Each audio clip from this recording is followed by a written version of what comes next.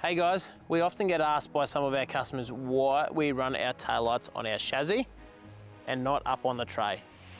So there's two main reasons why.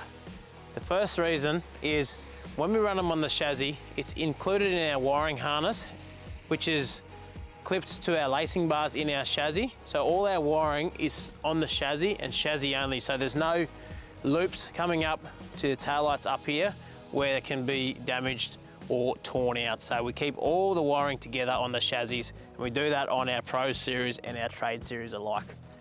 The other reason is people often say, why can't you put them up here? This is actually a tie rail. Not many trailers have a tie rail at the rear, but if we put a light here, it will be obstructed once you utilize this tie rail. So that is another reason. The other reason is putting it under there is the other way. It's safe, protected, and doesn't get damaged. You put it out here on the further extremes of the trailer, that's the first thing you're gonna hit, it's the first thing you're gonna have to replace.